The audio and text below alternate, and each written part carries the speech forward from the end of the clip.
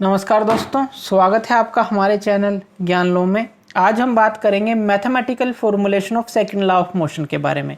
Second law of motion के बारे में पिछले लेक्चर में हम पढ़ चुके हैं, इनर्शिया और मास के बारे में पढ़ चुके हैं। तो सेकंड लॉ ऑफ मोशन का मैथमेटिकल फॉर्मूलेशन क्या है, तो इसके लिए हमें सबसे पहले एक एग्जाम्पल लेना होगा। तो हम सपोज करते हैं कि कोई ऑब्जेक्ट है, मान लीजिए ये कोई ऑब्जेक्ट है और इसका जो मास है वो m है। इसका मास m है और ये एक स्ट्रेट लाइन में जा रहा है, मूव कर रहा है। तो ये एक स्ट्रेट लाइन के अंदर मूव कर रहा है। तो कोई भी ऑब्जेक्ट जिसका मास m है, हमने सपोज कर लिया वो स्ट्रेट लाइन के अंदर जा रहा है। और जो इसकी इनिशियल वेलोसिटी है, यानी कि स्टार्टिंग की जो यहाँ से स्टार्ट हुआ, तो इसकी जो इनिशियल वेलोसिटी है उसको हम u से डिनोट कर देते हैं। और मान लीजिए स्टेज पे है ये, और इस कुछ टाइम इंटरवल के बाद, मान लीजिए t टाइम के बाद हम नोट करते हैं, तो इसकी जो वेलोसिटी है v है। यानी कि इनिशियल वेलोसिटी हो गई u और फाइनल वेलोसिटी हो गई v, और इतने टाइम में हमने लिया। मास है m।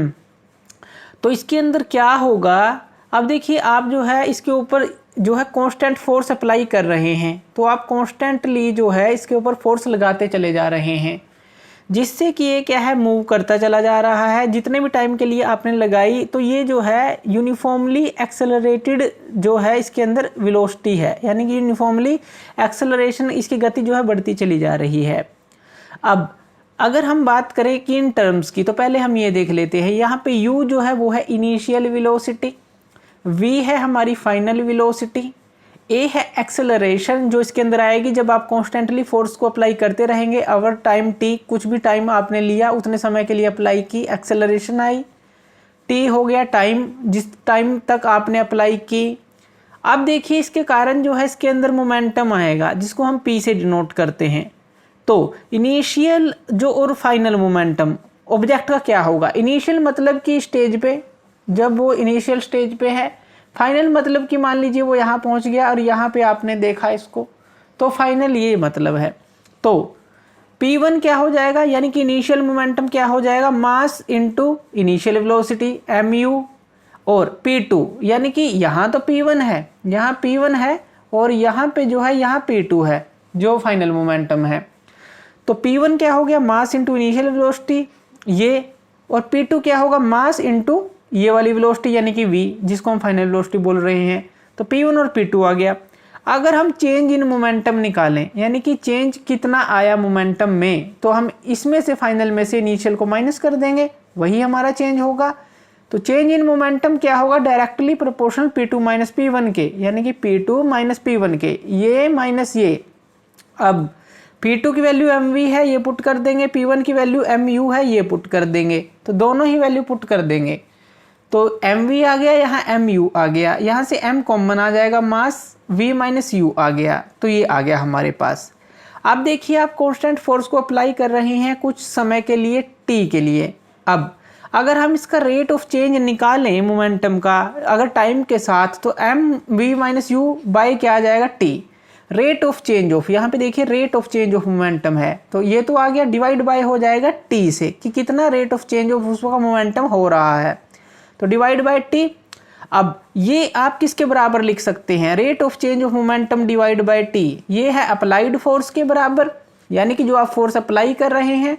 अब यहाँ पे देखिए m v minus u by t आ गया, और प्रोपोर्शनल का साइन हटा के आप पुट कर देंगे उसको k लिख देंगे। k क्या है, यहाँ कांस्टेंट ऑफ प्रोपोर्शनैलिटी है, यानी कि इसकी जगह आपने k लिख दिया। अब यहाँ आ गया k m v minus u by T. अब v minus u by T को आप क्या पुट कर देंगे, a क्या है, एक्सेलरेशन। एक्सेलरेशन क्या होता है, change in velocity by time ही तो होता है। तो यहाँ पे change in velocity by time ही तो है, तो ये हो गया हमारा v minus u by t, यानी कि change in velocity by time a। तो ये क्या आ गया, k m, इसको पूरी टर्म को a पुट कर दिया, k m a। और हम जो है फोर्स की वैल्यू जो है इस हिसाब से चूज करते हैं, जो यूनिट की, जो फोर्स की यूनिट होती है इस तरह से चूज की जाती है कि जो ये k कांस्टेंट है, जो ये k है ये 1 हो जाए। तो इसके लिए जो है 1 यूनिट ऑफ फोर्स की अगर हम बात करें, तो इसको हम कैसे डिफाइन कर सकते हैं कि ये वो अमाउंट है जो कि प्रोड्यूस करती है 1 मीटर पर सेकंड स्क्वायर की एक्सेलरेशन किसी भी ऑब्जेक्ट के अंदर जिसका मास 1 kg हो। तो k की वैल्यू जो है ऑटोमेटिकली 1 हो जाएगी, तो वैल्यू ऑफ k जो है 1 बन जाएगी। और आप एफ को क्या लिख सकते हैं, एम ए के बराबर लिख सकते हैं, क्योंकि के की वैल्यू तो 1 बन गई, क्योंकि हम ले रहे हैं 1 kg मास के लिए अगर उसके अंदर एक्सेलरेशन 1 मीटर पर सेकंड स्क्वायर प्रोड्यूस हो तो उसको हम 1 यूनिट ऑफ फोर्स मान रहे हैं। तो एफ की जो हमारी यूनिट की वैल्यू है या कहेंगे यूनिट ऑफ फोर्स है, हम इस तरह चूज करते हैं कि वैल्यू ऑफ कांस्टेंट के है 1 रह जाए, तो ये जो है 1 यूनिट ऑफ फोर्स होती है। अब देखिए फोर्स की यूनिट क्या आ गई यहाँ, kg मीटर पर सेकंड स्क्वायर, और आप इसको न्यूटन भी बोल सकते हैं जिसको आप कैपिटल एन से डिनोट करते हैं, सिंबल जो है एन है इसका।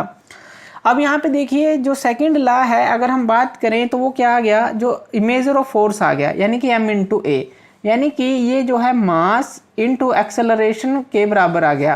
तो मेजर ऑफ फोर्स जो है मास और एक्सेलरेशन के थ्रू हम माप सकते हैं। अब जो इसकी कुछ एप्लीकेशन देख लेते हैं डेली लाइफ के अंदर। डेली लाइफ के अंदर क्या एप्लीकेशन है, मान लीजिए एक क्रिकेट प्लेयर है और वो जो है एक बॉल को कैच करता है। जब वो कैच करता है तो वो अपने हैंड्स को पीछे की तरफ लेके जाता है ताकि जो है वो टाइम को बढ़ा सके जब ये टच हो रही है। अगर टाइम बढ़ जाएगा, अब यहाँ पे देखिए फोर्स जो है इन्वर्सली प्रोपोर्शनल टी के है, इससे समझिए आप, यहाँ से ये जो है इससे फोर्स और टी लिया बस हमने, इन्वर्सली प्रोपोर्शनल टाइम के है। जितना टाइम आप बढ़ा देंगे उतनी जो फोर्स इम्पैक्ट होगा वो कम हो जाएगा। तो इसीलिए जो क्रिकेटर हैं जब वो कैच करते हैं बॉल को अपने हाथों को पीछे की तरफ ले जाते हैं ताकि टाइम को बढ़ा सकें, जिससे इम्पैक्ट ऑफ फोर्स हाथों पे कम हो और कोई इंजरी ना हो। तो ये जो है बिल्कुल इन्वर्सली प्रोपोर्शनल है। लेकिन अगर आप इनको पीछे नहीं ले जाएंगे हाथों को और एकदम से बॉल जो है एकदम से हिट करेगी हाथों को तो वो काफ़ी इंजरी देगी। क्यों? क्योंकि टाइम जो है काफ़ी कम था जिससे इम्पैक्ट ज़्यादा हुआ, तो उससे क्या होगा, आपको इंजरी हो सकती है। तो इस तरह के काफ़ी सारे एग्जाम्पल आप ले सकते हैं। अब एक और एग्जाम्पल हम इसमें ले सकते हैं कि जो सेकंड लॉ ऑफ मोशन है जो हम बात कर रहे हैं, ये जो है फर्स्ट लॉ को भी दर्शाता है। फर्स्ट लॉ ऑफ मोशन को भी हम इससे स्टेटेड कर सकते हैं, यानी कि निकाल सकते हैं।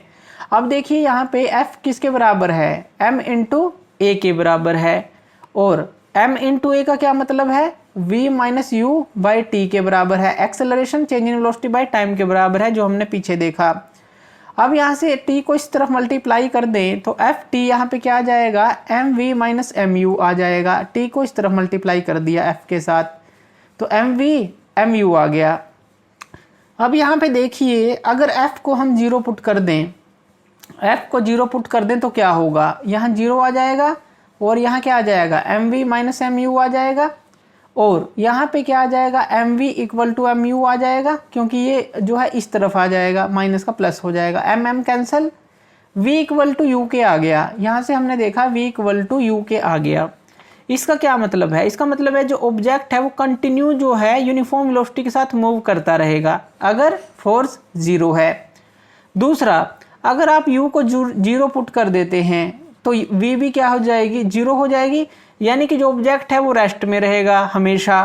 तो यहाँ पे फर्स्ट लॉ क्या कहता था कि जो कोई भी ऑब्जेक्ट है अपनी स्टेट में रहना पसंद करता है, अगर वो रेस्ट पे है तो रेस्ट में रहेगा, और जैसे कि हमने बात की वो मोशन में है तो मोशन में रहेगा। तो इस तरह से mathematical formulation of first law भी हम यहाँ से समझ सकते हैं। तो ये था mathematical formulation of second law of motion.